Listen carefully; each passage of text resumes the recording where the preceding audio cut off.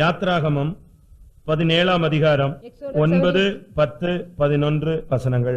அமலேக்கோட யுத்தம் பண்ணு, நாளைக்கு நான் மலையுச்சியில் தேவனுடைய கோலை என் கையில் பிடித்துக் கொண்டு நிற்பேன் என்றான். யோசுவா தனக்கு மோசே சொன்னபடியே செய்து அமலேக்கோட யுத்தம் பண்ணினான். மோசேயும் ஆரோனும் ஊர் என்பவனும் மலையுச்சியில் ஏறினார்கள்.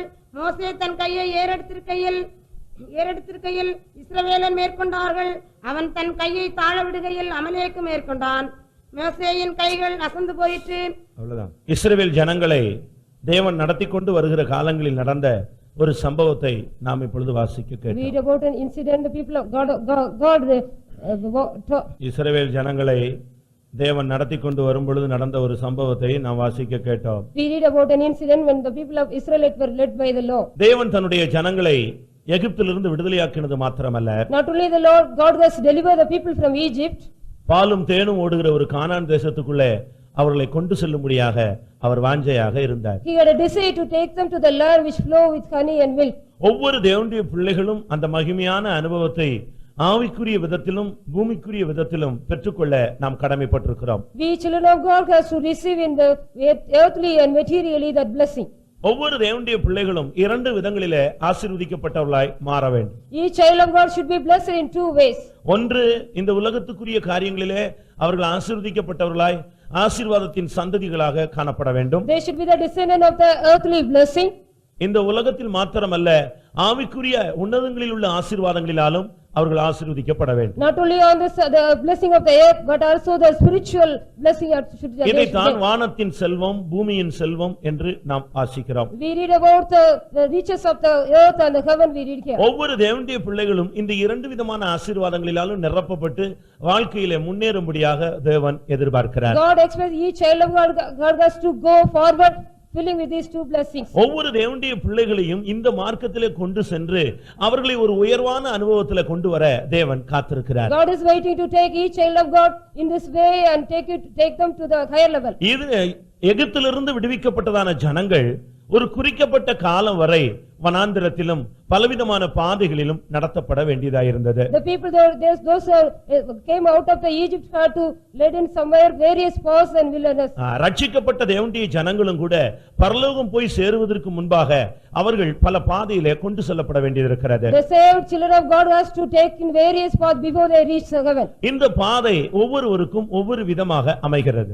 This path is various to each man. சிலருக்கு போராட்டம் நிறைந்ததாக அமைகிறது. For some it is a problematic one. சிலருக்கு ஆசீர்வாதம் நிறைந்ததாக அமைகிறது. For some it is a blessed one. சிலர் வியாதி உள்ளவர்களாய் மாறி விடுகிறார்கள். Some became sick people. சிலர் பலவீனர்களாய் மாறி விடுகிறார்கள். Some became weak people. சிலர் சோர்ந்து போய் விடுகிறார்கள். Some are fainted. சிலர் விழுந்து போய் விடுகிறார்கள். Some are fallen away. சிலர் இந்த பாதையிலேயே மரித்து விடுகிறார்கள். Some are die in the way. சிலர் இந்த பாதையிலே பின்வாங்கி போகிறார்கள். Some are go backsliding in this way. இப்படி ஒவ்வொரு விதங்களிலும் அவர்கள் கொண்டு செல்லப்படும் பொழுது ஒவ்வொரு விதமான தாக்குதலுக்குள்ளே அவர்கள் சிக்குகிறார்கள்.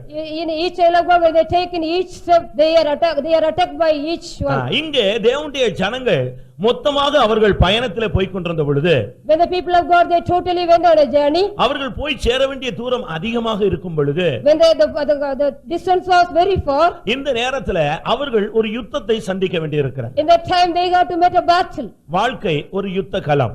The life is a battlefield. விசுவாச வாழ்க்கை அது ஒரு யுத்த களம். The life of faith is a battlefield. யுத்தம் என்பது எப்பொழுது வரும் என்று நமக்கு தெரியாது. We do not know when the battle will come. ஏனென்றால் சில நேரங்களில் சத்துரு வெளியரங்கமாக வருகிறான். Sometimes the enemy comes with us. சில நேரங்களிலே அவன் மறைமுகமாக செயல்படுகிறான். Sometimes he is working. சில நேரங்களிலே நாம் எதிர்பார்த்த சத்துருவை நாம் சந்திக்கிறோம். சில நேரங்களிலே நம்மோடு இருக்கிறவர்களே சத்துருவாய் மாறி விடுகிறார்கள். Sometimes we meet the enemy which we expect. Sometimes the others who are with us become an enemy. இங்கே தேவனுடைய ஜனங்கள் இந்த வனாந்தர பயணத்தை துவக்கின உடனே ஒரு விதமான வல்லமை அவர்களுக்கு எதிராக வந்து நின்றது. The people of God started their journey, a different power attacked them. அமலேக்கியர் என்கிறதான ஒரு கூட்டத்தார் தேவனுடைய ஜனத்துக்கு விரோதமாக எழும்பி வந்தார்கள். A group of people called Amalekite came against the people of God. செங்கடலை கடந்து They crossed the Red Sea. வனாந்தரத்திலே வாக்குத்தத்தத்தை பெற்று வந்த பொழுது When they got the promise and came to the wilderness, திடீரென்று இப்படிப்பட்ட ஒரு சூழ்நிலையை அவர்கள் சந்தித்தார்கள். suddenly they met an event like that. செங்கடலை கடக்கிறதுக்கு முன்பாக பயந்தார்கள். Before they crossed the Red Sea, they feared. அதற்கு பின்பு கர்த்தர் ஜெயத்தை கொடுத்தார். After that, God gave them victory.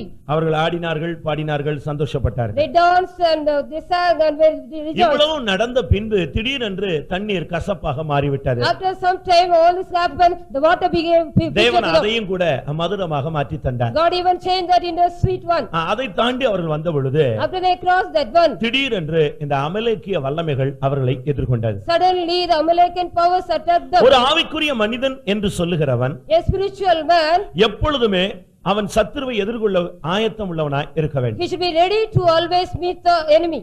ஏனென்றால் சத்துரு எவனை விழுங்கலாமோ என்று வகை தேடி சுற்றித் திரிகிறான். Because the devil is as a roaring lion to swallow. தேவனுடைய ஜனங்கள் மேல மிகவும் கவனம் உள்ளவனாய் இருக்கிறான். He is having much care about the children of God. கொஞ்ச காலம் உண்டென்று அறிந்து அவன் துரிதமாக செயல்படக்கூடிய காலம். It is a time he is knowing the very short time he is working. இங்கே அமலேக்கியர் என்கிறதான ஒரு சக்தி தேவனுடைய பிள்ளைகளுக்கு விரோதமாய் எழும்பி வருகிறது. The power called Amalekite rise against the people of God.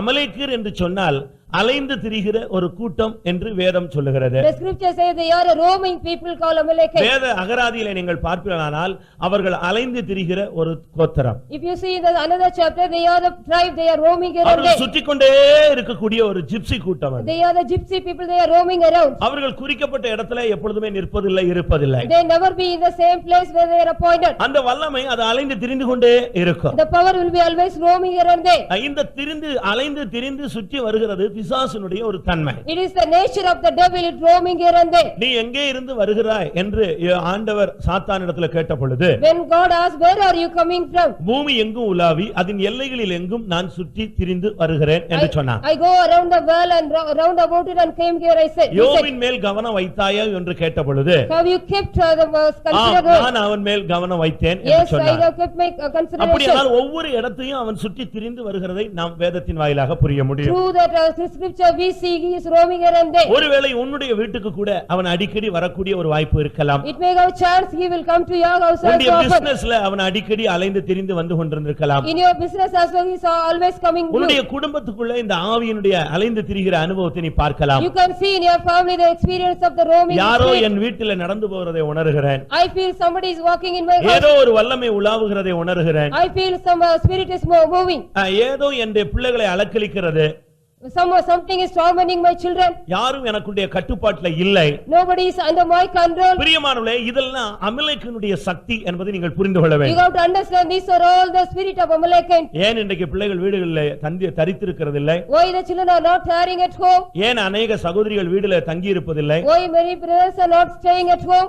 அநேக சகோதரிகள் Why many sisters are not staying at home?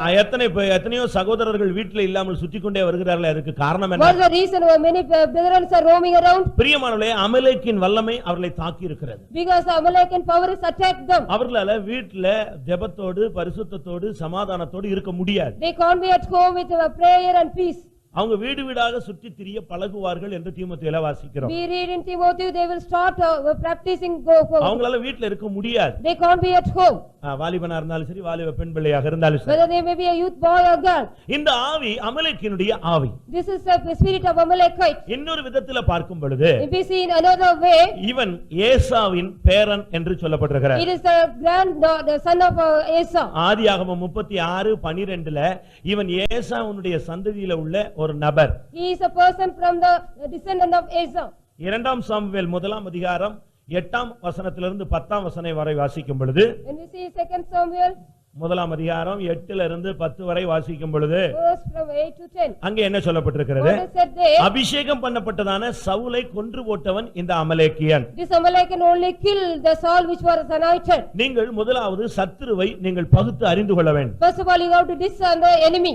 அவன் யார் என்பதை நீங்கள் தெரிந்தால்தான் அவனுக்கு நீங்கள் தப்ப முடியும். If you know who is he, then only you can escape from him. அவன் எங்கே இருந்து தன்னுடைய அம்பை எய்கிறான் என்பதை நாங்கள் புரிந்து கொண்டால்தான் நாம் அவனை வீழ்த்த முடியும். We can only destroy him from where he is shooting us. அவன் எப்பொழுது வருகிறான்? When he is coming. அவன் எப்பொழுது வந்தான்? When எப்பொழுது இருந்து நம்முடைய குடும்பத்துல பிரவேசித்தான்? When did he enter in our family? அந்த ஸ்பாட்டை நீ கண்டுபிடிக்கணும். You have to find out that spot. அதை நீ கண்டுபிடித்து நீ சரிப்படுத்திட்டேனா அவன் இனிமே உன்னுடைய வழியில வர முடியாது. If you find out and if you make it right, he will not come to you. ஏசாவின் பேரன்னா என்ன அர்த்தம்? What is the grandson of Esau? ஏசா சேஷ்டபுத்திர பாகத்தை விட்டு போட்ட ஒரு நபர். Esau was sold his birthright. இன்னொரு விதத்துல போஜன பிரியன். He was a gluttonous man. இவனுக்கு பேரன் எப்படி இருப்பான்? How it would be the grandson of that man? தாய் 4 அடி பாய்ந்தா குட்டி எத்தனை அடி பாயும்? 16 அடி பாயும். அதனுடைய குட்டி 32 அடி பாயும். The cup will go 16 feet if the mother goes 8 feet. ஏசாவுடைய பேரன். அப்படியானா இவன் எப்பொழுதுமே ஆகாரம் சாப்பிடணும், புசிக்கணும், குடிக்கணும். இதே சிந்தையில இன்னைக்கு अनेक விசுவாசிகள் வந்து விட்டார்கள். Many believers are in the same mood, always eating and drinking. வீட்டுக்கு காசு கொடுக்க மாட்டான், ஆனா நல்லா சாப்பிடணும்னு மாத்திரம் எதிர்பார்க்கிறது என்ன விதத்துல சரி? How it is right, you won't give money to the home, you can eat and drink. இன்னைக்கு अनेகர் இப்படிப்பட்ட அமலேக்கின் ஆவியினாலே தாக்கப்பட்டிருக்கிறோம். Many are attacked by the spirit of Amalek today. நீ நினைக்கிற ஏதோ ஒரு விதத்துல உன் குடும்பத்தை ரொம்ப கண்ட்ரோல்ல கொண்டு போறேன்னு, அப்படி அல்ல. அமலேக் ஆவி உனக்குள்ள வந்து விட்டது என்பதுதான் உண்மையான சத்தியம். It is the truth, and the spirit of Amalek is in you. You are thinking you are taking காசு கொடுக்காமலே சாப்பிடுறது பெரிய டெக்னிக்கா? Is it right you are eating without giving money? அப்படி அல்ல. It is not so. உன்னை அறியாமலே Amalek உனக்குள்ள வருகிறான். Without your knowledge, the Amalek is coming in you. அந்த ஏசாவின் பேரனுடைய வல்லமை உனக்குள்ள வந்து விடுகிறது. The power of the grandson of Esau is in you. உன்னை அலைந்து திரிய வைக்கிறது. It is make you to roam. உன்னை போஜன பிரியனாய் மாற்றி It விடுகிறது. makes you a gluttonous man. மூன்றாவது சவுலை அவர்கள்தான் கொன்றார்கள். Thirdly, they only kill Saul. அபிஷேகம் பண்ணப்பட்ட மனிதனுக்கு விரோதமாய் பேச வைப்பது, நடக்க வைப்பது, செயல்பட வைப்பது அமலேக்கின் ஆவி. The spirit of Amalek makes you to speak against the anointed man and the அபிஷேகம் பண்ணப்பட்ட மனிதனுக்குள்ள பல குறைகள், பலவீனங்கள், தோல்விகள் இருக்கலாம். Maybe some the weaknesses found in the anointed man. அது தேவனுக்கும் அவனுக்கும் உள்ள ஒரு பகுதி. It is the part between him and God. யாக்கோபை நம்முடைய பார்வையில பார்க்கும் பொழுது எத்தன். If you see Jacob, he is a cheater. அவன் ஒரு ஏமாற்றுக்காரன். He was a cheater. அவன் ஒரு வஞ்சிக்க கூடியவன். He was a deceivable man. ஆனால் வேதம் அவனை குறித்து பேசும் பொழுது, when the scripture speaks about நான் him, யாக்கோபிலே அக்கிரமத்தை நான் பார்க்கவில்லைன்னு I சொல்றார். did not see iniquity in Jacob, he said. நமக்கு தெரிஞ்ச அக்கிரமம் ஆண்டவருக்கு தெரியாம போயிருச்சா? Why the iniquity which we know, God did not know? தேவன் அவனை வேறு கண்ணோட்டத்துல பார்க்கிறார். God is seeing in another eye. உன்னுடைய கண்ணு சரியில்லாதனால தான் அவனை குற்றவாளியா நீ பார்க்கிறாய். Because your sight is not right, you are seeing as an accused man. அந்த சவுலை அந்த அமலேக்கன் தான் கடைசியாக கொன்று ஜீவனை எடுத்து விட்டான். Only the Amalekan kill Saul and take the life. தேவன் ஏன் அவனை அப்படிப்பட்ட ஒரு பாதைக்கு அனுமதித்தார்? Why God allowed him in such a path? ஒரு காலத்துல இந்த அமலேக்கனை அழிக்க முடியாத தேவன் சவுலுடைய கரத்துல ஒப்பு கொடுத்திருந்தார். One time God gave the Amalekan in the hands of Saul to destroy him. அந்த சத்துருவை அவன் அழிக்காத பட்சத்துல அதே சத்துருவின் கையில அவனை விழ வைக்கிறார். Because God is making it to fall him because he did not kill Amalekan. எத்தனையோ சத்துருவின் வல்லமைகளை மேற்கொள்ள உனக்கு அதிகாரமும் வல்லமையும் கிருபையும் மகிமையும் தேவன் கொடுத்திருந்தார். God is giving you power and authority and grace to overcome. நீ அதை பயன்படுத்தி அந்த வல்லமையை மேற்கொள்ளாத பட்சத்துல ஒரு நாள் அந்த வல்லமையினாலேயே நீ கீழே விழுகிறாய். You will be fall down by the spirit unless you overcome that. இன்னொரு விதத்துல பார்க்கும் பொழுது, if you see in another way, அமலேக்கியர் என்று சொன்னால் மாமிசீகம் என்று அர்த்தம். Amalekan means carnal.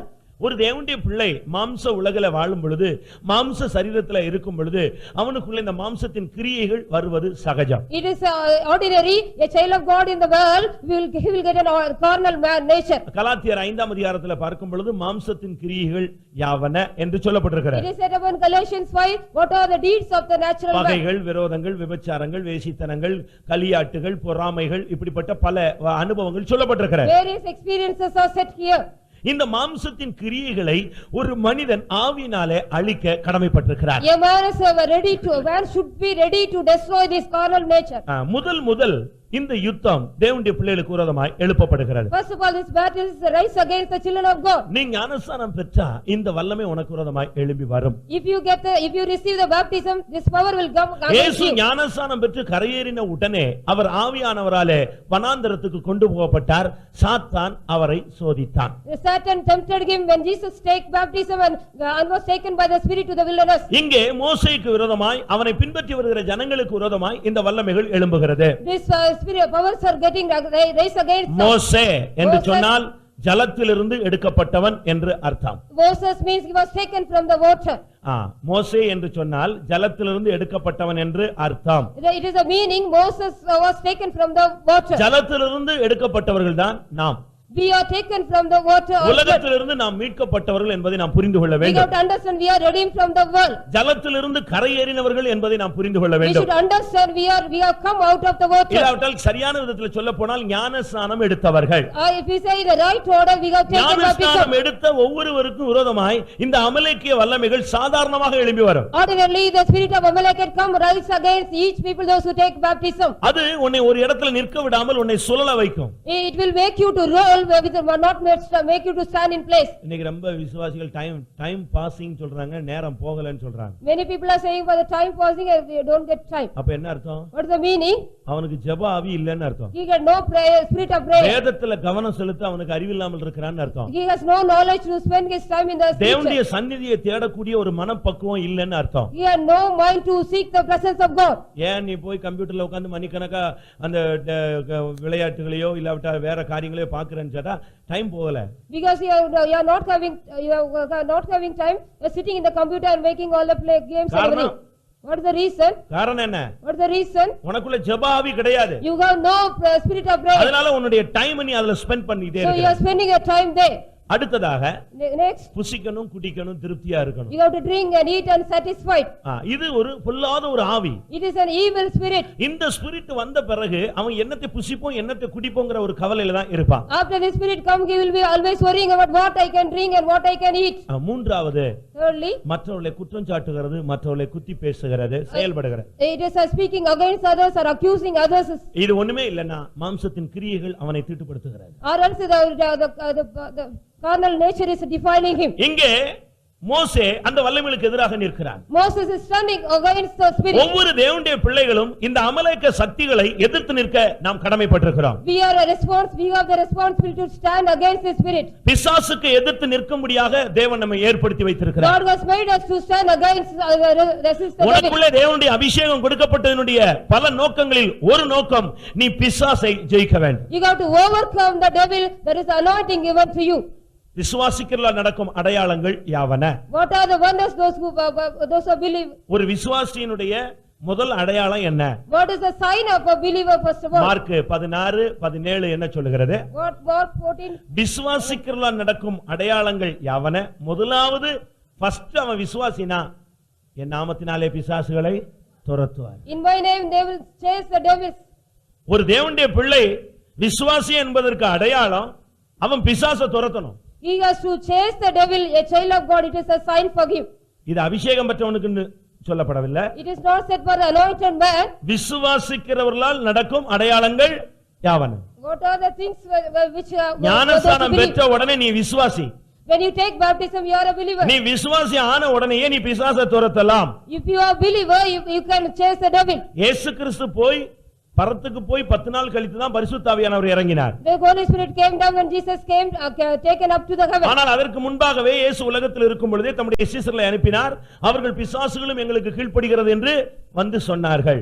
The disciples came and told him the devils are obeying when Jesus was on earth. அதனால ஏதோ வரம் உள்ளவன் ஏதோ ஒரு ஊழியக்காரன் முக்கியமான ஆள் தான் பிசாசை துரத்தணும் இல்ல, நீங்க எல்லாரும் பிசாசை துரத்தலாம். You all can chase the devil, not only the gifted people or the minister of God.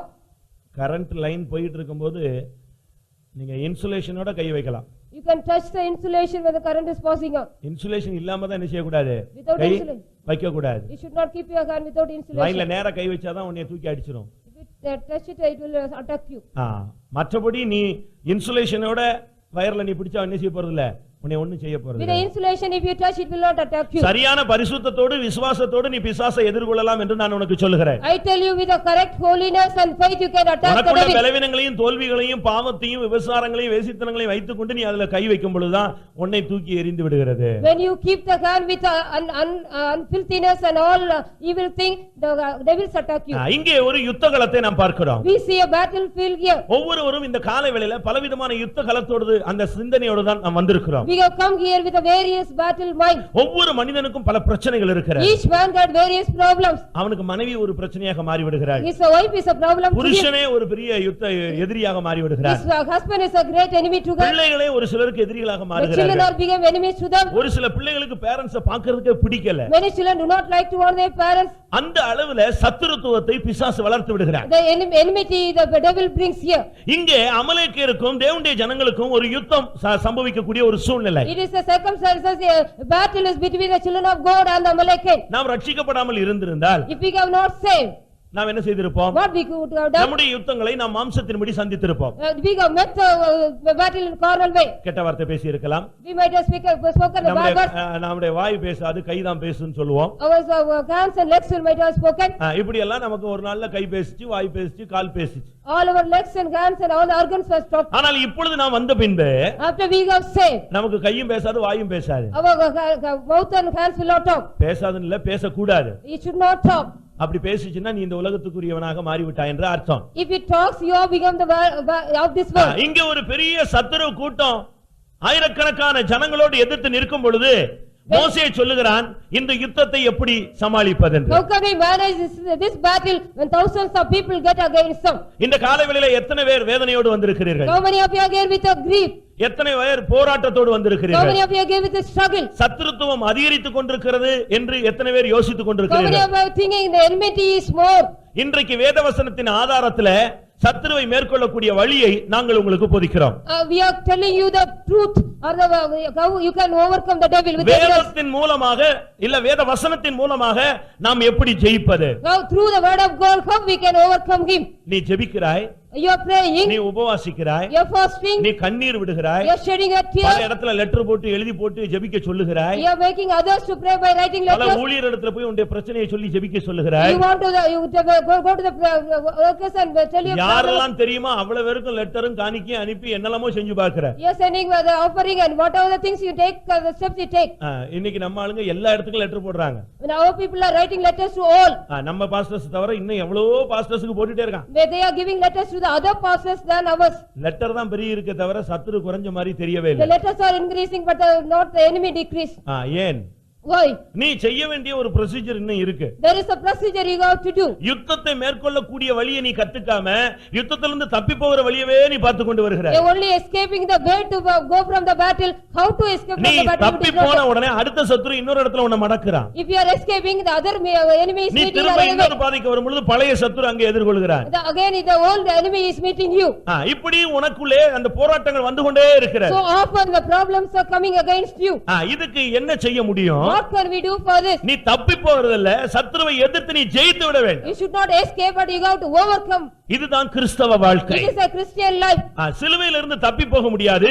சிலுவையின் மூலமாகவே அவனுடைய தலையை நசுக்க வேண்டும். He cannot go away from escape from the cross but on the cross he has to. வியாதியிலிருந்து நீ தப்பி போக முடியாது. வியாதியின் மூலமாக பிசாசை நீ நசுக்க வேண்டும். You cannot escape from the disease. Through the disease you have to bruise his escape. பிரச்சனையிலிருந்து தப்பி ஓட முடியாது. பிரச்சனையின் மூலமாக ஜெபத்துல அந்த வல்லமை அழிக்க வேண்டும். You cannot escape from the problem. Through the problem you have to overcome him by அவன் prayer. எந்த ரூட்ல வரானோ அதே ரூட்ல நீ போய் அவனை தாக்க வேண்டும். In which route he is coming, you have to go in the same route and attack him. இங்கே மோசே இந்த யுத்தத்துல ஜெயிக்கக்கூடிய ஒரு வழிமுறையை போதிக்கிறார். Moses is teaching a way how we can overcome the battle. இந்த அமலேக்கரை கண்டு பயந்து ஓட முடியாது. They cannot run away from or flee away from இந்த the Amalekite. அமலேக்கர்ட்ட சமாதானமாய் போய்விட முடியாது. They cannot go peace with them. இவனை சாதாரணமா எதிர்கொள்ளவும் முடியாது. They cannot ordinarily meet them. ஏன்? Why? சத்துரு அவ்வளவு பெரிய ஆளா? Their enemy a great one. யாத்திராகமம் 17 கடைசி என்ன சொல்லுகிறது? What Exodus 7 in last day. இவன் கர்த்தருடைய சிங்காசனத்துக்கு விரோதமான ஒரு வல்லமை. He is the power against the throne of God. வாசியுங்கள். வேற யாருக்கும் இந்த வார்த்தை சொல்லப்படவே இல்லை. No, with anybody this word is not given. அமலேக்கின் கை கர்த்தருடைய சிங்காசனத்துக்கு விரோதமான ஒரு வல்லமை. It is the hands of Amalekite is against the power of the throne of God. அப்படின்னா என்ன அர்த்தம்? What is the meaning? சிங்காசனத்துக்கு போகிற மனுஷனுக்கு விரோதமாக தான் இந்த வல்லமை எழும்பிக் கொண்டே வரும். This power is getting rise against the person who is going to the throne. Ordinary விசுவாசிக்கு இந்த பிரச்சனை கிடையாதுங்க. The ordinary believer do not have this problem. ஒரு பெயர் கிறிஸ்தவனுக்கு இந்த போராட்டங்கள்லாம் கிடையாது. For a civilized Christian this problem has no. அவன் 4 மணிக்கு எழும்பலன்னா அவனுக்கு இருதயம் ஒண்ணும் குத்தாது. His heart will not break if he do not get up at the elbow. அவன் ஒரு ஆராதனைக்கு போகலன்னா அவனுடைய மனசாட்சி ஒண்ணும் வேதனைப்பட போறதில்ல. His conscience will not break if he does not go to the service. ஆண்டவருக்கு முன்பாக உண்மையா இருக்காட்டா அவனுக்கு ரொம்ப துக்கம்லாம் வர போறது He கிடையாது. will not get grief if he is not truthful in the ஆனா presence of God. பிரச்சனை தேவனுடைய பிள்ளைகளுக்கு தான். Only for the problem is for the child of சிங்காசனத்துக்கு போகிற மனிதனுக்கு விரோதமாகத்தான் இந்த வல்லமை எழும்பி வரும். This power is getting against the person who goes to the throne. கர்த்தருடைய சிங்காசனத்துக்கு விரோதமாக அமலேக்கின் கை எழுப்பப்பட்டிருக்கிறது. The hands of Amalekites rise against the throne of God. இந்த வல்லமைகளை ஜெயிக்க மோசே எந்த வழியை கையாண்டான்? What way Moses followed to overcome this பழைய power? ஏற்பாட்டில் எல்லாரும் மாம்சீகமாகவே போராடினதை நாம் பார்க்கலாம். We see the Old Testament all battle in the carnal way. புதிய ஏற்பாட்டில் தான் நம்முடைய போராயுதங்கள் மாம்சத்துக்குரியவைகள் அல்ல. Our weapons are not unto carnal. பழைய ஏற்பாட்டில் அப்படி அல்ல. But not in the Old Testament. அவர்கள் நேருக்கு நேர் மோதிக்கொண்டார்கள். Directly they were attacked. பின்பகுதியாக போய் தாக்கினார்கள். They attacked them, they go behind them. பின்வாங்குகிறது போல வந்துவிட்டு திரும்பி தாக்குகிறது. As they come again behind and they பைபிள்ல again பல come. விதங்கள்ல யுத்தத்தினுடைய டெக்னிக்குகள் சொல்லப்பட்டிருக்கிறது. The techniques of the battle are given in the Bible. ஆனால் இந்த யுத்தத்தை மாத்திரம் இரண்டு விதங்களிலே செய்ய ஆரம்பித்தார்கள். They did only this battle in two ways. இன்றைக்கு நாம் அதை பயிற்சிவிக்க போகிறோம். We are going to practice today. நீ ஒரு விசுவாசியானால், If you are a believer, நீ ஒரு தேவனுடைய மனிதனானால், if you are a man of நீ God, ஞானஸ்நானம் எடுத்த தேவனுடைய if பிள்ளையானால், you are a child of God, has taken அபிஷேகம் baptism, பெற்றவனாக இருந்தால், if you are an anointed man, நீ ஒரு பெந்தேகோஸ்தே விசுவாசியாக if you are a இருந்தால், believer of Pentecost, நீ இந்த ஆயுதத்தை தான் இனிமேல் நீ பயன்படுத்த you வேண்டியது got to அவசியம். use this weapon hereafter. இந்த ஆயுதம் உன்னுடைய வாழ்க்கையில எல்லா பகுதியிலும் உனக்கு உதவி செய்யக்கூடியது. This weapon is always helping you in all your life. மோசே என்ன சொன்னான்? What Moses said, நீ போய் யுத்தம் பண்ணு, you go on battle. ஆனால் நான் மலை உச்சியில் தேவனுடைய கோலை பிடித்துக்கொண்டு நிற்பேன். I'll be standing on the rock having the rod of God in my hand. யுத்தம் நடந்து கொண்டிருக்கிறது. The battle was going on. யோசுவா தன்னுடைய ஜனங்களோடு சேர்ந்து சத்துருவோடு போராடி கொண்டிருக்கிறார். Joshua was struggling with the enemies with his people. ஆனால் மோசே மலையின் உச்சியில தன்னுடைய கோலை பிடித்துக்கொண்டு நின்று கொண்டே இருந்தார். Moses was standing on the rock having the rod in his hand. யோசுவாவுக்கு திறமை இருக்கிறது. Joshua got ability. தேவனுடைய ஜனங்களுக்கு வல்லமை இருக்கிறது. The people of God got the power. இவர்கள் எல்லாரும் என்ன வல்லமை என்ன திறமை இருந்தாலும், Though they got the ability and power, வெற்றியும் தோல்வியும் தீர்மானிக்கிறது இந்த கைகள தான் இருந்தது. in the hands only the defeatness and the overcoming was. யோசுவா யுத்தத்துல ஜெயித்தான் என்று சொல்ல முடியாது. We cannot say Moses defeated the battle. தேவனுடைய ஜனங்கள் ஜெயம் பெற்றார்கள் தோல்வி அடைந்தார்கள் என்று சொல்ல முடியாது. We cannot say the children of God defeated or overcame. மறுபடியும் யாத்திராகமம் 17:11க்கு நாம் வருவோம். Exodus 17:11. பாருங்க, ஒரு யுத்த காலத்துல ஜெயமும் தோல்வியும் தீர்மானிக்கப்படுவது எதனால் என்பதை நீங்கள் பாருங்க. You see how the overcoming and the tribulation is. Bible இருக்கிறவங்க எல்லாம் இந்த வசனத்தை படிச்சுக்கோங்க. Those who are having Bible, you read this verse. ஏன்னா இப்ப பைபிள் கொண்டு வரதுக்கு நமக்கு ரொம்ப கஷ்டமா இருக்கு. It is difficult to bring the Bible nowadays. ஸ்கூலுக்கு போகும்போது ஒரு 10 புக் கொண்டு போவான். If they go to school, they will take 10 books. College போக ஆரம்பிச்ச உடனே 2 புக் தூக்கிட்டு போவான். Those who are going to college, they will take only 2 books. PhD எல்லாம் போன பிறகு நாங்க லைப்ரரியிலேயே புக் எடுத்துக்கோன்னு சொல்லுவோம். If you go to PhD, we will refer the books in the library. அதே மாதிரி ஸ்பிரிச்சுவல்ல இப்ப வளர்ந்து வரும் பொழுது கோயில்லயே பைபிள் வச்சிட்டு போறான். They are keeping the Bible in the church itself when they are coming up in the spiritual life. இல்ல வரும்போது சும்மா பைபிளை மட்டும் தூக்கிட்டு வராங்க. They are bringing only Bible in the hand. ஸ்பிரிச்சுவல்ல ரொம்ப ஸ்பீடா இருக்கும்போது 4 புக், பாட்டு புக், டைரி எல்லாம் மொத்தமா தூக்கிட்டு வருவாங்க. They are having the song books 4 and Bible everything when they are in the spiritual. அதனால தான் பைபிள் இருக்கிறவங்க எல்லாம் கொஞ்சம் பாருங்கன்னு சொன்னேன். So that I said those who are having Bible, you see. யாத்திராகமம் 17:11ல நீங்க பாத்தீங்கன்னா, Exodus 17:11 if you see. தோல்வியும் வெற்றியும் தோல்வியும் தீர்மானிக்கப்படுவது எதனால்? How the defeatedness and overcoming is.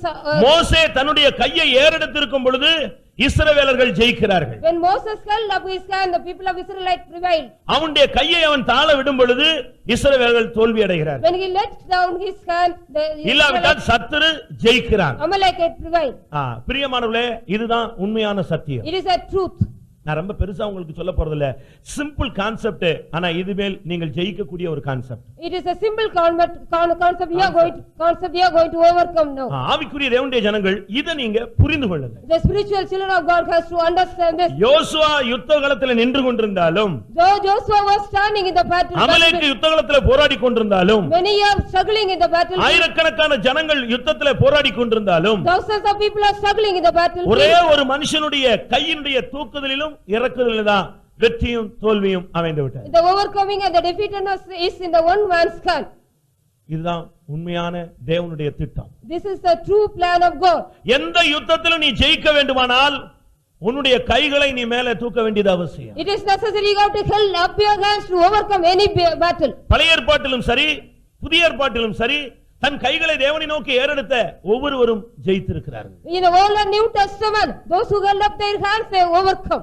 இயேசு பிசாசை ஜெயிக்கும் பொழுது அவரும் கூட ரெண்டு கைகளை அவர் மணிக்கணக்காக உயர்த்தி இருந்தார், விரித்திருந்தார். When Jesus also overcome the devil, he also lifted up his hands. நீ முழங்கால் போடலாம், You can kneel down, உபவாசம் எடுக்கலாம், you take fasting, கண்ணீர் விடலாம். you shed your tears. இதெல்லாம் விட ஒரு ஜெபம் இருக்கு, நீ கைகளை உயர்த்தி ஜெபிக்கிற ஒரு ஜெபம். There is a prayer you have to hold up your hands and pray.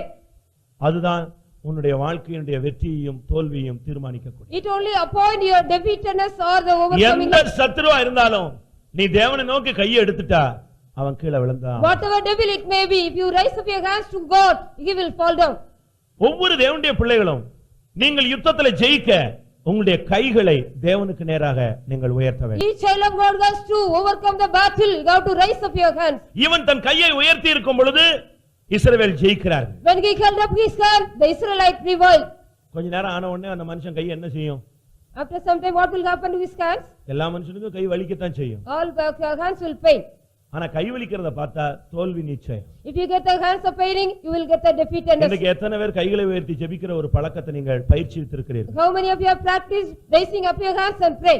எனக்கு தெரிஞ்சு எத்தனையோ பேர் மணிக்கணக்காக கைகளை உயர்த்துறாங்க. I know many people are raising their hands for ரத்த ஓட்டம் hours. நின்னு தான் கையினே மறந்து போற அளவுல மணிக்கணக்காக கைகளை உயர்த்தி ஜெயித்தவர்கள் உண்டு. There are people, they pray till their hands are numb. உன்னுடைய கை உயர்த்தப்பட்டதுலதான் ஜெயமும் இருக்கிறது, தோல்வியும் இருக்கிறது. If your hands are raised up, means there is the overcoming life or a victory or a defeat. Pastor ஜெபிக்கிறதுல இல்ல. It is not in the prayer of pastor. Chief pastor ஜெபிக்கிறதுல இல்ல. It is not in the prayer of chief pastor. அவங்க எல்லாம் உனக்கு தேவைன்னா கைகளை தாங்கி பிடிப்பார்கள். If you need it, they will uphold your hands. ஆனா கையை உயர்த்த வேண்டியது உன்னுடைய கடமை. It is your duty. You have to hold up your hands. பிசாசு செய்வன ஏவல் அவன் அதை பண்ணிட்டான் இதை பண்ணிட்டான்லாம் இனிமே சொல்லாத. இதை ஜெயிக்கிறதுக்கு ஒரே வழி உன் கைகள் உயர்த்தப்பட வேண்டும். Your hands should be raised up to overcome all this witchcraft and this and that. ஒவ்வொரு தேவனுடைய பிள்ளைகளும் நம்முடைய கைகளை நாம் உயர்த்தினால் நம்முடைய வாழ்வில் இனிமேல் நாம் ஜெயத்தை பெறலாம். Each child of God, if we raise our hands, we can get the victory in our life. எவ்வளவு நேரம் கைகளை உயர்த்துவது? How long we can raise up our hands? எத்தனை நிமிஷம் கைகளை உயர்த்துறது? How many minutes we can raise up our hands? எத்தனை மணி நேரம் கைகளை How உயர்த்துவது? many hours we can raise up our hands? ஒரு வீட்ல ஒரு பெண் நன்றாக படிக்க வைக்க வேண்டும் என்று அந்த தாய் விருப்பப்பட்டார். A mother wanted her make her child to make her give a good அந்த education. பிள்ளையுடைய ரிசல்ட் அவ்வளவு சரியா But the கிடைக்கல. result was not good. ஆனபடியால் அந்த தாய் எப்படியாயினும் தன்னுடைய விருப்பப்படி அந்த பிள்ளையை படிக்க வைக்கணும்னு டெய்லி 1 மணி நேரம் கைகளை வைத்து ஜெபிச்சாங்க. The mother wanted to make her child to good education, give her good education. She prayed for 1 hour raising her அந்த பிள்ளை hands. கை வைத்துச்சோ இல்லையோ, Whether the child is raised her hand or ஆனா not, அந்த தாய் daily 1 மணி நேரம் 2 கையை வைத்திருப்பாங்க. that mother was raising hand for 1 hour daily and prayed. அந்த பிள்ளைக்கு மெடிக்கல் சீட் கிடைக்கணும். That daughter got the medical seat. கிடைச்சது, அதிசயமா கிடைச்சது. Wonderfully she got the seat. நம்முடைய கைகள் உயர்த்தப்படும் பொழுது ஜெயம் நிச்சயமானது. Victory is sure when our hands are raised up. நீங்க தேவனை நோக்கி உங்களுடைய கையை ஏறெடுக்கும் பொழுது ஆண்டவரே எனக்கு ஒண்ணுமே இல்ல நான் சரண்டர் ஆயிடுறேன்னு அர்த்தம். If you raise up your hands to the Lord, you are saying, Lord, I am nothing, I surrender myself. உன்னுடைய கை வெற்றி தோல்வியை தீர்மானிக்க கூடியது. Your hands are appointing the defeatedness or the victory. மோசே தன்னுடைய கையை வைச்சுக்கிட்டே நின்னாரு. கொஞ்ச நேரம் ஆன உடனே கை வலிச்சது, கீழே வந்துச்சு. When Moses was holding up his hand, he got a pain, he held down his அங்க hand. யோசுவா வேகமா முன்னேறி கொண்டே இருந்தான், திடீர்னு ரிவர்ஸ்ல வந்துகிட்டே இருந்தான்.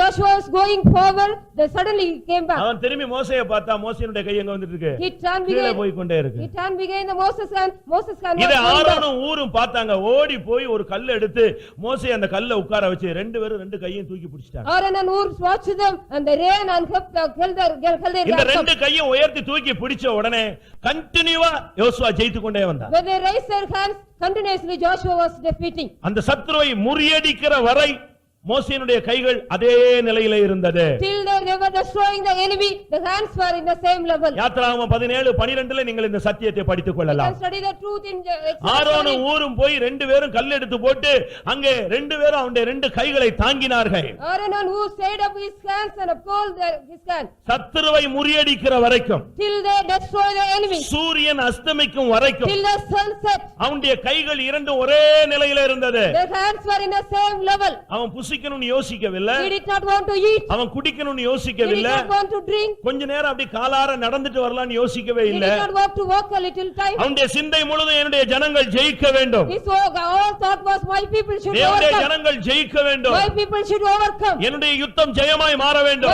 battle should be a victory one. அதற்காக மணிக்கணக்காக சூரியன் அஸ்தமிக்கிற வரை அப்படியே ஒரே நிலையில் காத்திருந்தார். He was waiting in the same level till the sun set. முழு மனுக்குலமும் ரட்சிக்கப்படும்படியாக இயேசு கிறிஸ்து மணிக்கணக்காக சிலுவையிலே ஆணியடிக்கப்பட்டவராய் தன் கைகளை விரித்திருந்தார். Jesus raised his hand till all the people were saved. அப்பொழுதுதான் சத்துருவின் தலை நசுக்கப்பட்டது. That time only the head of Satan was bruised. அப்பொழுதுதான் இயேசு ஜெயித்தார். That time only Jesus overcame. வேதம் என்ன சொல்லுகிறது? What the scripture says? சிலுவையிலே அவர் வெற்றி சிறந்தார் என்று சொல்லி It இருக்கிறார். is said he got a victory in the cross. கைகளை நீ உயர்த்தும் பொழுது தேவன் உன்னை ஜெயிக்க வைக்கிறார். When you raise up your hand, God makes you to get உன் victory. கைகளை நீ தாழ விடுகையில் நீ தோல்வியை சந்தித்துக் கொள்கிறாய். When you put down your hand, you are meeting the defeatedness. இன்றைக்கு எத்தனை பேர் தேவனுடைய நோக்கி உங்களுடைய கைகளை ஏறெடுக்க How many போகிறீர்கள்? of you are going to raise up your hands to look into God? Abraham ஆதியாகமம் 14:23 தன் கைகளை தேவனுக்கு நேராக ஏறெடுத்தான் என்று It சொல்லப்பட்டிருக்கிறது. is said Abraham raised his hand up towards God.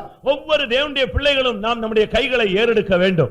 We child of God, we got to raise up your hands towards God. பழைய ஏற்பாட்டில தாவீது தன்னுடைய யுத்தங்கள்ல ஜெயிக்கும்படியாக அநேகம் தரம் தன்னுடைய கைகளை தான் உயர்த்தி கொண்டே இருந்தார். David in the Old Testament raised many times towards his hand towards God to overcome his இந்த battle. கையில அடிக்கிறதை நிறுத்திட்டு இந்த கையை தேவனை நோக்கி உயர்த்துகிறதுல பிராக்டீஸ் கொண்டு வாங்க. You practice your hands to raise up towards God, stop to beat இந்த others. கையில மற்றவனை குற்றம் சாட்டுறதை விட்டுட்டு இந்த கையில தேவனை நோக்கி ஏறெடுக்கக்கூடிய ஒரு பழக்கத்துக்குள்ள கொண்டு வாருங்க. You bring to the practice to raise up your hands toward God, then accusing others. உன்னுடைய கைகள் எப்பொழுதும் தேவனை நோக்கி ஏறெடுக்க வேண்டும். Let your hands be always lifted up ஒரு towards God. ஜெபம் சொன்னா நீ கையை உயர்த்தி ஜெபிக்கணும். If you are praying means you have to raise up your hands and pray. முதலாம் தீமோத்தேயு 2:8 பார்க்கும் பொழுது Timotheus புருஷர்கள் தங்களுடைய பரிசுத்த கைகளை உயர்த்தி எல்லா இடங்களிலும் ஜெபிக்க வேண்டும் என்று சொல்லப்பட்டிருக்கிறது. It is said the men should raise their holy hands and pray in all places. ஒவ்வொரு தேவனுடைய பிள்ளைகளும் தங்களுடைய கைகளை உயர்த்தி ஜெபித்து பழக வேண்டும். Each child of God should raise your hands and pray and இந்த practice. கைதான் உனக்கு வெற்றியும் ஜெயத்தையும் கொடுக்கக்கூடிய. This hands only give you the victory and the அது தேவனை defeat. நோக்கி ஏறெடுக்க பழக்கப்படுமானால் அன்றைக்கு கர்த்தர் உனக்கு ஜெயத்தை கொடுப்பார். If you have practiced to raise up your hands to God, God will give you victory. புலம்பல் 3:41 என்ன சொல்லப்பட்டிருக்கிறது? What is that in Lamentation என் 3:41? கைகளோடு இருதயத்தையும் தேவனுக்கு நேராக நாங்கள் ஏறெடுக்கிறோம் என்று It சொல்லப்பட்டிருக்கிறது. is said with our hands we raise our heart also towards ஒவ்வொரு God. தேவனுடைய பிள்ளை கைகள் தேவனை நோக்கி ஏறெடுக்கப்பட்டிருக்க வேண்டும். Each hands of God, child of God should raise their hands towards God. தாவீதினுடைய வாழ்க்கையில தோல்விகள் இருந்தது.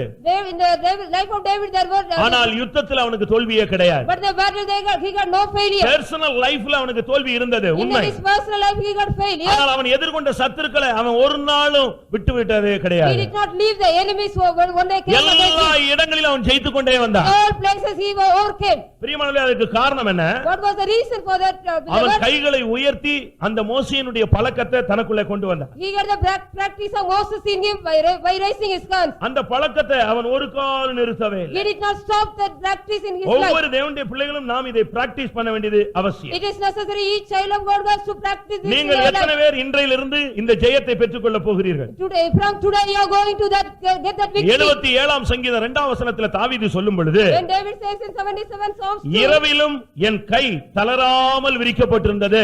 in the night also my hands were not fainted and stretched. தன் கையை கீழே போடவே இல்லை என்று He did சொல்லியிருக்கான். not put his hand down. அவன் கை தளராமல் விரிக்கப்பட்டிருந்தது. His hands were not fainted and stretched. நீங்க எவ்வளவு நேரம் கை வைத்துவீங்க? How many hours you are stretching your hands? நான் ஒரு இடத்துல இருக்கும் பொழுது When I was in a place, பெய்தோமுக்கு எதிர்த்தாக்குல ஒரு விசுவாசி இருந்தாங்க. there was a believer against opposite to the அந்த Bethel. அந்த சகோதரிக்கு திடீரென்று வியாதிப்பட்டார். Suddenly that sister got a sickness. ரொம்ப மோசமான விதத்துல இரவு நேரத்துல மூச்சு திணறல்ல இருந்தாங்க. She got the cruel trouble in the உடனே night. என்னைய வந்து கூப்பிட்டாங்க, நான் போய் ஜெபிச்சேன். Suddenly they called me, I went and prayed.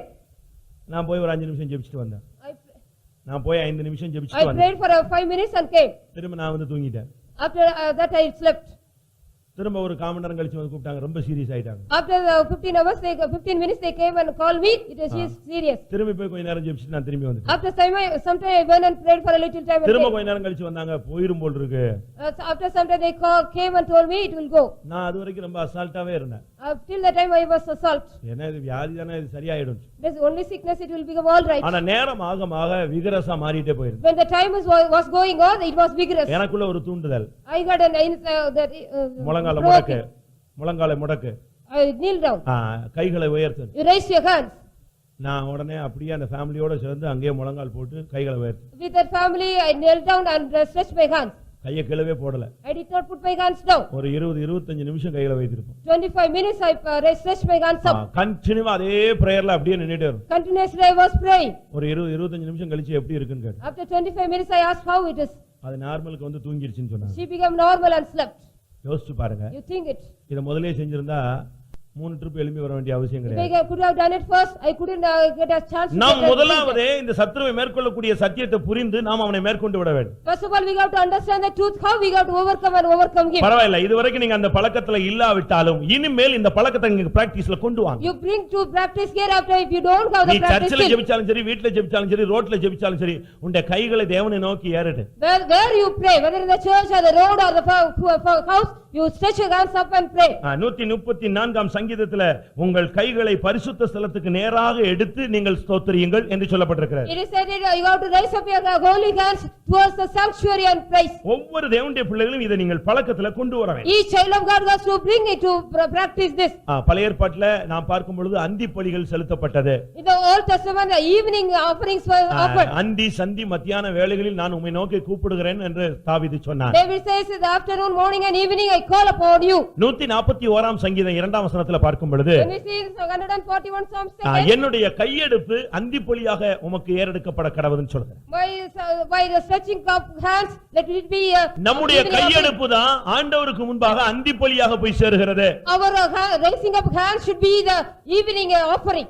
அந்தி பலி செலுத்தும் நேரத்துல தான் எலியா அந்த இடத்துக்கு வந்து அக்னியை இறக்கினார். Elijah came to that place and bring down the fire in the எந்த evening. பிரச்சனையோ, எந்த போராட்டமோ, என்ன வியாதியோ, உன்னுடைய கைகளை தேவனை நோக்கி ஏறெடுத்து விடு. You got to raise up your hands towards God, whatever problem or disease or anything. எந்த பிரச்சனைகளுக்கும் எந்த யுத்தத்துக்கும் கர்த்தர் ஜெயத்தை கொடுக்க வல்லவராய் இருக்கிறார். God is able to give you victory, whatever problem or whatever disease.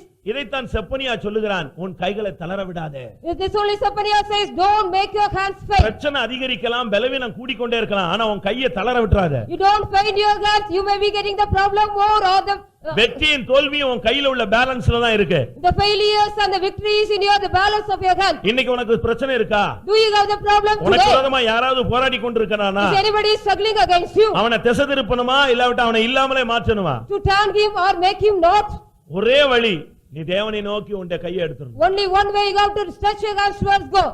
ஸ்தோத்திரம் ஸ்தோத்திரம் ஸ்தோத்திரம்னு டக்குனு கீழே போட்டீனா full swingல ஜெயம் கிடைக்கிற மாதிரி low ஆயிடுவே. If you get a full swing victory, you will come down if you say so. Praise the Lord, praise the Lord. கையை உயர்த்தணும். You have to raise up your hands. இன்னும் உயர்த்தணும். You have to raise up your hands. இன்னும் wait பண்ணணும். Till you have to wait. கர்த்தர் உனக்கு ஜெயம் கொடுக்கிற வரைக்கும் அந்த கை அங்கேயே இருக்கணும். Till God gives you victory, the hands should be up. ஒரு சிலர்லாம் ரொம்ப பிராக்டிஸ் பண்றாங்க. செய்யறதுக்கு அவன் என்னெல்லாமோ செய்றான், நீ இதை செஞ்சு பழகு.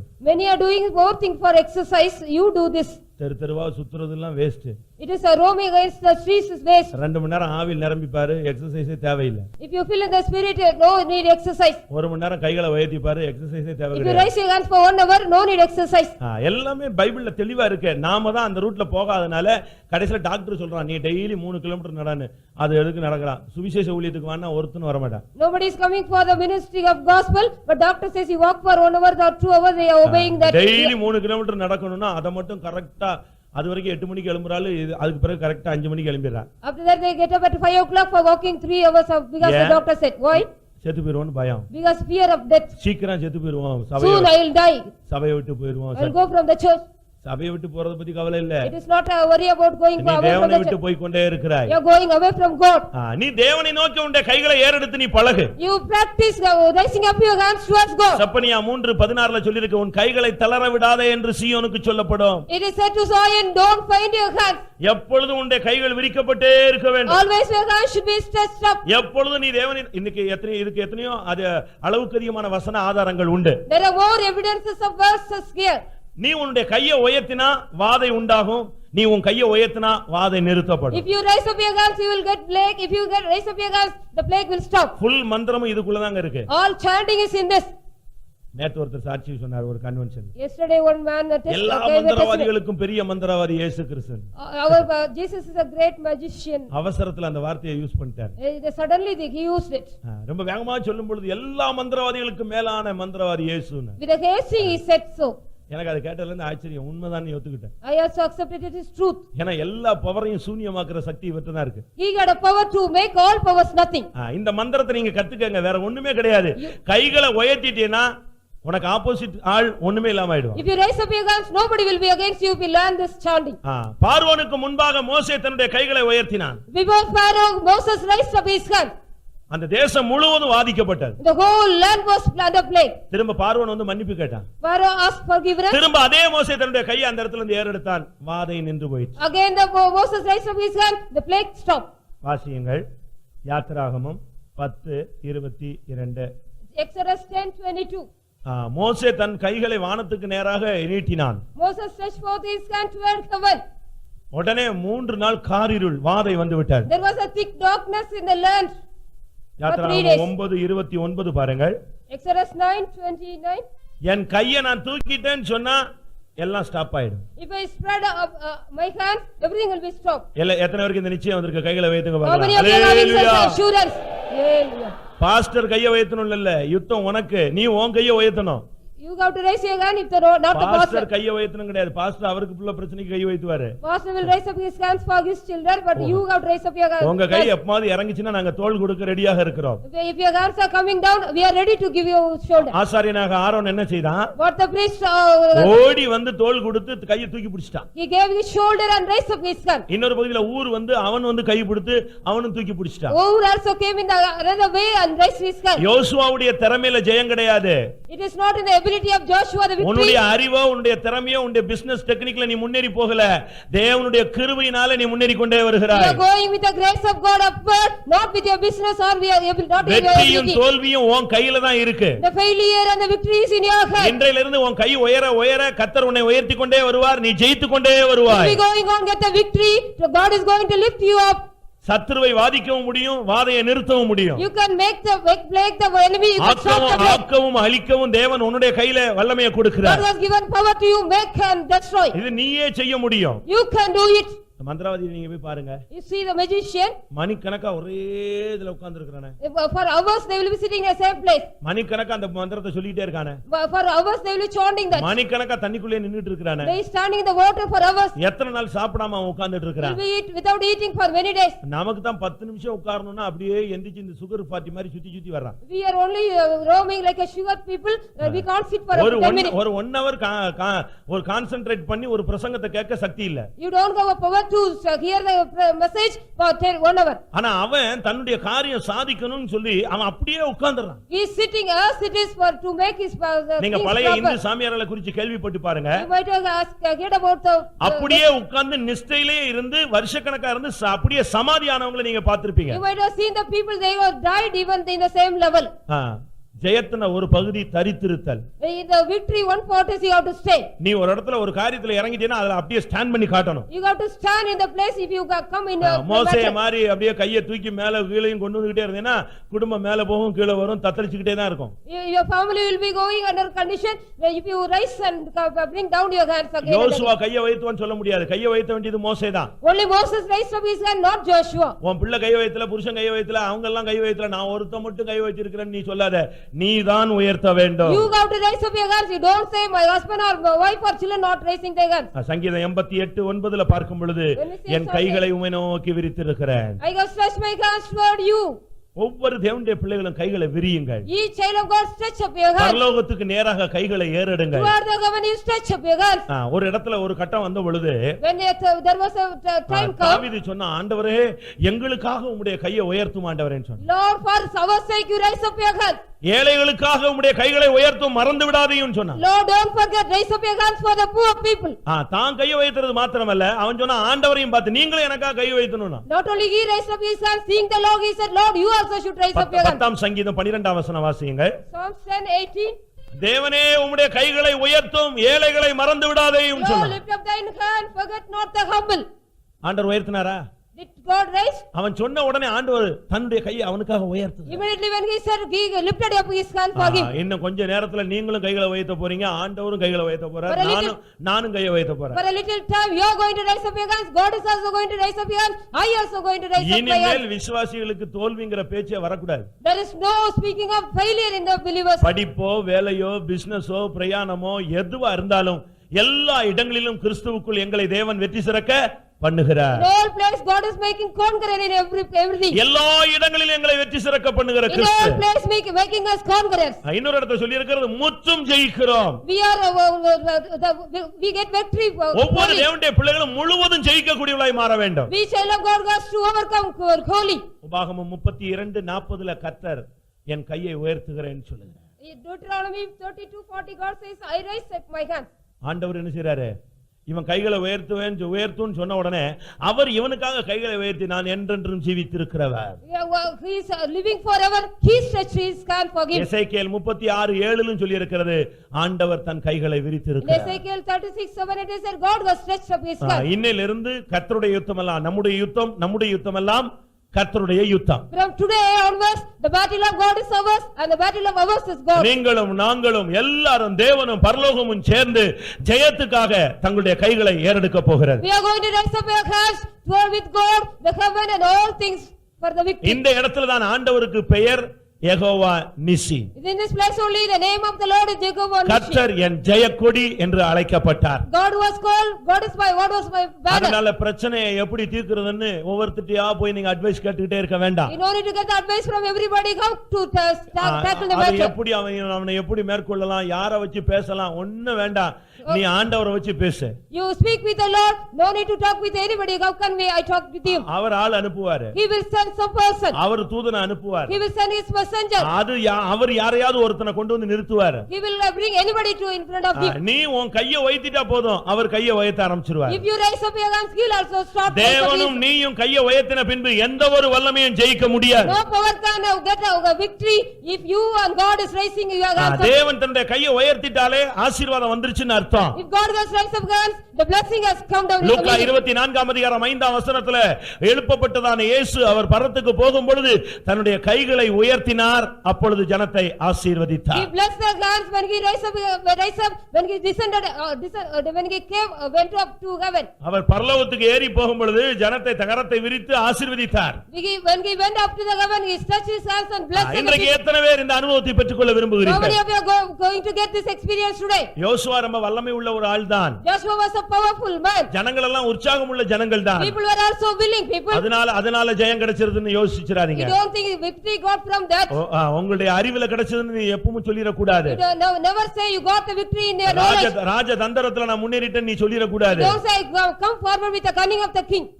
ஆண்டவர் இரக்கத்தினால உனக்கு கொடுத்தார். By the mercies God has given you. உனக்காக யாரோ ஒரு ஆள் கைகளை உயர்த்தி இருக்கிறார். For your sake somebody is raised up. ஏதோ ஒரு ஊழியக்காரன் எங்கேயோ ஒரு இடத்துல உனக்காக கை உயர்த்தி இருப்பான். One worker of God has raised somewhere else for you. ஏதோ ஒரு சபை விசுவாசி உனக்காக எங்கேயாவது கை உயர்த்தி இருப்பான். A believer is raising his up. இந்த ரெண்டு பேரும் உயர்த்தாத பட்சத்துல If they do not raise உனக்காக தேவன் கரத்தை உயர்த்தி இருப்பார். God will raise up his hands for you. இந்த மூன்று பேர்ல யாராவது ஒரு ஆள் உனக்காக கை உயர்த்தினதுனால தான் உன்னுடைய வாழ்க்கையில இம்மட்டுமாய் நீ வந்து கொண்டிருக்கிறாய். You are coming in your life till now because one of the three raised his hands. ஒன்று மோசேயின் கைகள் உயர்த்தப்பட்டிருந்தது. The Moses' hands was raised up. அவன் கை ஒரு கை தாழ்ந்த பொழுது ஆரோன் அதை தூக்கி பிடித்தான். Aaron lifted up when it was. இன்னொரு கை தாழ்ந்த பொழுது ஊர் என்பவன் அதை தாங்கி பிடித்தான். Ur also stretched up when it was painted. அதனால தான் நான் உனக்கு சொன்னேன், நீ ஜெயிப்பது உன்னால் அல்ல, உனக்காக யாரோ ஒருத்தன் கை உயர்த்தி இருக்கிறான். Somebody is raised his hands for you, not your. யாரோ ஒருத்தன் கை உயர்த்தாத பட்சத்துல தேவன் உனக்காக இறங்கி கை நீட்டி இருப்பார். God has come down down and stretch his hand for you if anybody is not raising இந்த his hand for வெற்றியும் you. தோல்வியும் கைகளில் அமைவதை யோசுவா பார்த்தபடியினால் When Joshua saw that the failure and the victory is in the hands of Moses, அவன் ஒரு யுத்த களத்துல நிக்க வேண்டிய ஒரு சூழ்நிலை வந்தது. he got to stand in the battlefield. யோசுவா 8ஆம் அதிகாரத்துல பார்க்கும் பொழுது When we see in Joshua 8 chapter, 18ஆம் வசனத்துல ஆண்டவர் சொன்னார், மோசே கோலை பிடிச்சிட்டு நின்னா நீ ஈட்டியை பிடிச்சிட்டு நில்லுன்னாரு. Moses was stretching his rod and stand, you have your spear and stand. இப்ப மோசேயின் காலங்கள் முடிந்து போய்விட்டது. The life of Moses were finished. அவனுடைய காலங்கள் முடிந்து விட்டது. His times were finished. அவனுடைய டைம் முடிந்த பிறகு After his times were finished, இப்பொழுது யோசுவா அவனுடைய காலங்கள் வந்து விட்டது. now the times of Joshua has come. இப்பொழுது ஒரு புதுவிதமான ஒரு யுத்தம். There was a new battle now. இப்பொழுது ஆண்டவர் யோசுவாவோடு பேசினார். Now God talked to Joshua. நான் இதுல உனக்கு ஜெயம் கொடுக்கணும்னா, if I want to give you victory, உன் கையில இந்த வல்லமையை ஒப்பு கொடுக்கணும்னு சொன்னா, if I want to give the power in your hand, நீ ஆயிக்கு நேராக உன்னுடைய ஈட்டியை நீட்டு. you stretch your spear towards Ai. மோசேக்கு சொல்லப்பட்டது கோலை பிடிச்சிட்டு நில்லுன்னு. To Moses it was said you have to stretch your rod. முதலாவது அவன் பிடிச்சிருந்தது ஒரு சாதாரண கோல், அதையே பிடிக்க முடியாம கை கீழே இறங்கிடுச்சு. Ordinarily he kept on a rod, he couldn't catch it and then ஆனா இங்க இவனை பார்த்து ஆண்டவர் சொல்றாரு, seeing him God said, நீ கோலை பிடிச்சிட்டு நிக்காத, ஈட்டியை பிடிச்சிட்டு நில்லுன்னு. you catch your spear and stand. இவனுக்கு ஏற்கனவே ஒரு பாடம் படிச்சிருக்கிறான். Already he got a lesson. ஏனண்டா வெற்றியும் தோல்வியும் கையில தான் இருக்குன்னு அவனுக்கு நல்லா தெரியும். Already he knows that the failure and the victory is in the hands. இவன் ஒரு முடிவு எடுத்தான். He also took an end. ஜெயம் கிடைக்கிற வரைக்கும் கையை கீழே போட்டுற கூடாது. Till we get the victory, I will not put my hands down. ஆரோனும் தேவை கிடையாது, ஊரும் தேவை கிடையாது. எனக்கு தேவன் கொடுக்கிற வரைக்கும் என் கையை கீழே போட மாட்டேன். I will not put my hands down. I no need Aaron or Ur anybody. யோசுவா 8ஆம் அதிகாரம் 26ஆம் வசனம். Joshua 8:26. மடக்கனானா? Did he fold his hand? இவன் கை தாள வந்துச்சா? Did his hand come down? இவன் கை பலவீனப்பட்டுச்சா? Did his hand fainted? இவன் கை அசந்து போயிருச்சா? Did his hand was weary? இவனும் மனுஷன்தான், அவனும் மனுஷன்தான். He and Moses was also man. ஆனா இந்த சத்தியம் தெரிஞ்சதுனால அவன் கை என்ன செய்யல, மடக்கதல்ல. Because he knew the truth, he did not கால் மணி நேரம் உயர்த்துவேன்னு முடிவு எடுத்தீன்னா சாகுற வரைக்கும் நீ 4 மணி நேரம் உயர்த்தணும். till your death you have to stretch. சும்மா இன்னைக்கு ஒரு நாள் மட்டும் 1 மணி நேரம் உயர்த்திட்டு அப்பா கை அப்படி ஆயிருச்சு இப்படி ஆயிருச்சுன்னு சொல்லிட்டு அந்த 1 மணி நேரத்துக்கு 1 வருஷம் கை வைத்தாம போயிடக்கூடாது. You don't say that because I raise my hands for 1 hour it is paining, you should not say so. 5 minutes ன்னு சொல்லு. Say 5 minutes. அத கீப் அப் பண்ணு. You keep it up. அதற்கு நீ பயிற்சி எடுத்து கொண்டே வா. You practice it. 4 மணி நேரம் சொல்லு. You say for 15 minutes. அத 1/4 மணி நேரம் உயர்த்தி பழகு. You try. ஒரு மாசம் போன பிறகு 1/2 மணி நேரமா ட்ரை பண்ணு. After 1 year to make it for half an hour. அடுத்து 3/4 மணி நேரமா ட்ரை பண்ணு. After you make it 3 அது பிறகு 1 hour ட்ரை பண்ணு. After 1 hour you try. இது எதுக்கு சொல்றேன்னா செய்யலாம். You have to do it. இது ஒரு பெரிய காரியமே கிடையாது. பிராக்டீஸ்ல தான் எல்லாமே வருது. Everything comes under practice. கிணத்துக்குள்ள நீச்சல் அடிக்க முடியாம விழுந்த உடனே மூழ்கி போறவன நீங்க பார்க்கலாம். You can see the people those who drown when they can't swim in the இலங்கையில இருந்து இந்தியா வரைக்கும் நீச்சல் அடிச்சு வர்றவனையும் பார்க்கலாம். Please you can see the people those are coming from India coming to India from Sri Lanka. அவ்வளவு mile கணக்கா கால்வாய்களை கடந்து வர்றவன் இருக்கான், விழுந்த உடனே மூழ்கி போற கேஸும் இருக்கு. The cases are there, they are drowning immediately, they are swimming people those are from one end to other end. இன்னும் கொஞ்ச நேரத்துல நாம எல்லாரும் கைகளை உயர்த்த போகிறோம். But after little time we are all going to raise up our hands. தேவன் உனக்கு ஜெயத்தை இனிமேல் கொடுத்தே ஆக வேண்டும். God has to give you the victory. யோசுவா இத படித்திருந்ததனால ஆயீயின் பட்டணத்தை ஜெயிக்கிற வரை தன் கையை மடக்கவே இல்லை. Joshua did not fold his hand till he overcome the city Ai. ஒரு ஈட்டியை பிடிச்சிட்டு மணி கணக்கா நின்னுட்டே இருக்கான். He was holding the spear and அவன் கைகள் அசந்து போகவில்லை. His hands were not fainted. ஆரோனும் வரல, ஊரும் அங்க வரல. Aaron and Ur did not come there. சில யுத்தங்கள் நம்முடைய குடும்பத்துக்காக வரும், நம்ம எல்லாரும் ஒருமித்து நிக்கலாம். சில குடும்பம் பர்சனல், சில பிரச்சனை பர்சனலா வரும், நீ தான் நிக்க வேண்டும். You have to stand for some problems personally. அந்த நேரத்துல நீ தனியா நிக்கணும். You have to stand alone for that time. கையை தளராமல் மணிக்கணக்கா விரி. You have to stretch your hands for hours without pain. இதுதான் ஜெயத்தினுடைய வாக்குத்தத்தம். It is a promise for the victory. அன்றைக்கு அந்த ஜனங்கள் ஜெயித்தார்கள். On that day the people they overcame. அன்றைக்கு தேவனுக்கு பெயர் Jehovah நிசி. That day the name of the Lord was Jehovah Nissi. இன்றைக்கு சிவகாசியில கர்த்தர் யெகோவா நிசியாய் வெளிப்பட வாஞ்சிக்கிறார். God wants to reveal us as Jehovah Nissi to Sivagasi today. பிரச்சனை போராட்டங்கற பல்லவியே பாடிட்டு இருக்காம ஜெயம் ஜெயங்கிற ஒரு பாடலை நாம் இனிமே பாடலாம். We can sing a song like a victory, not singing like defeatedness. எல்லாரும் கண்களை மூடுவோமாக. Let us all close our eyes. இன்னையிலிருந்து இந்த காரியத்தை நீ ஒரு பிரதிஷ்டையா ஏறெடுக்க போகிறாய். From today onwards you are going to take this as a consecration. ஏன் இது உனக்குள்ள ஏற்கனவே இருந்ததான ஒரு பாடம் தான். Already you had this kind of lesson in you. எத்தனையோ பிரசங்கங்கள் வாயிலாக உனக்கு இது சொல்லிக் கொடுக்கப்பட்டிருக்கிறது. Through many messages this was taught to you. எத்தனையோ யுத்தங்களை இந்த கைகளை ஏறெடுத்ததனால நீ ஜெயித்ததும் உண்மை. It is true, you have overcome the many battles through you have. உங்களுக்கு இந்த பிராக்டீஸே இல்லன்னு நான் சொல்ல வரல. I do not say you don't have such practice. அதனால கர்த்தர் உங்களுக்கு எத்தனையோ யுத்தங்களை ஜெயிக்க வைத்திருக்கிறார். So because of that God made you to overcome. ஆனால் தேவன் இன்றைக்கு சொல்லுகிற ஆலோசனை என்ன? What is the counsel God gives you? எத்தனையோ அல்ல, எல்லாமே ஜெயமாய் மாற வேண்டும். All is going to become victory. வெற்றி தோல்வி மாறி மாறி வருகிறதில்ல, நிரந்தரமான வெற்றி நமக்கு அவசியம். We need a permanent victory, not a failure and victory again. எத்தனை பேர் ஜெயிக்க விரும்புகிறீர்கள்? How many of you want to get victory? எல்லாரும் கொஞ்ச நேரம் கண்களை மூடி Let us all close our eyes. முடிந்தால் ரெண்டு கைகளையும் உயர்த்துவோம். If you can, you raise up your hands. ஒரு 5 minutes எல்லாரும் கைகளை உயர்த்துங்க For பாருங்க. 5 minutes we are going to raise up our hands. கொஞ்ச நேரம் புதுசா கை வைக்கிறவங்களுக்கு ஒரு மாதிரி இருக்கும். If you are new, it will be somewhat different. ஒரு மாதிரி இழுத்த மாதிரி இருக்கும். It will be like some pulling. ரத்தம் ஓடுதா இல்லையா அப்படிங்கறது டவுட் ஆகும். It will be a doubt whether the blood circulation is there or not. உடனே இந்த கை போய் அந்த கையை பிடிக்கும், அந்த கை போய் இந்த கையை பிடிக்கும். One hand will catch other hand will catch this hand. பிடிச்சுக்கோங்க, பரவாயில்ல. ஒரு கைக்கு உதவி செய்யறது தவறல்ல. You hold it, if you help the one hand other hand, it's okay. ஆனால் நம்முடைய குறிக்கோள் சத்துருவை ஜெயிப்பது. But our aim is to overcome the devil. இப்ப 2-3 நிமிஷம் நம்ம கைகளை உயர்த்த போறோம். We are going to raise our hands for 2 or 3 minutes. அது எதுக்குங்கறத கிளியர் பண்ணிக்கங்க. You clear it for what that. எந்த சத்துரு, எந்த வல்லமை, எந்த போராட்டம் பிரதானமா இருக்கோ அது இன்னைக்கு விழ வேண்டும். Which devil or which enemy or which problem that has to be fall down today. நீங்க வீட்டுக்கு போன பிறகு ஒவ்வொரு நாளும் ஒவ்வொரு யுத்தத்துக்கு நீங்க இத பயிற்சி வித்து ஜெயித்து வாங்கி கொள்ளுங்க. If you go home each and every day you practice it and get the victory.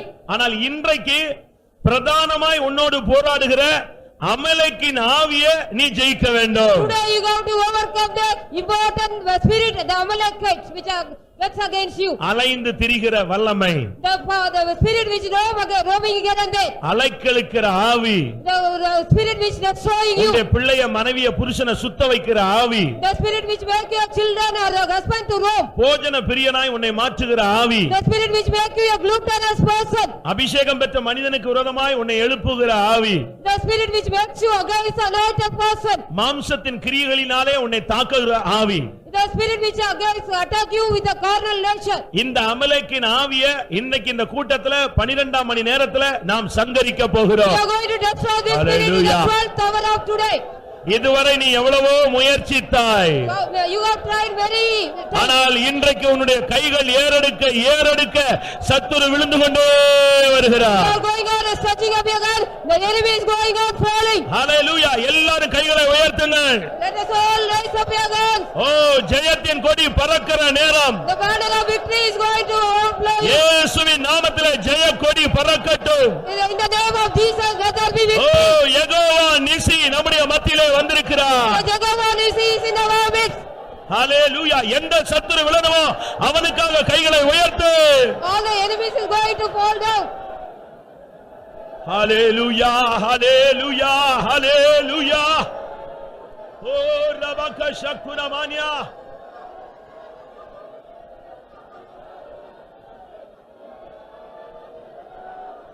ஹalleluya, ஹalleluya. அமலேக்கை மாத்திரமல்ல, நம்முடைய வாழ்நாளில் எதிர்கொள்கிற ஒவ்வொரு வல்லமையும் மேற்கொள்ள தேவன் நமக்கு ஆலோசனை சொல்லிக் கொடுத்தபடினாலே ஸ்தோத்திரம் பண்ணுவோம்.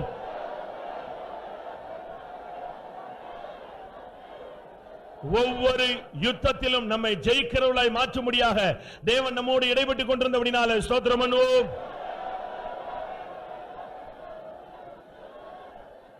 ஜெயித்தவராக ஜெயிப்பவராக அவர் புறப்பட்டிருக்கிறபடினாலே ஸ்தோத்திரம் பண்ணுவோம்.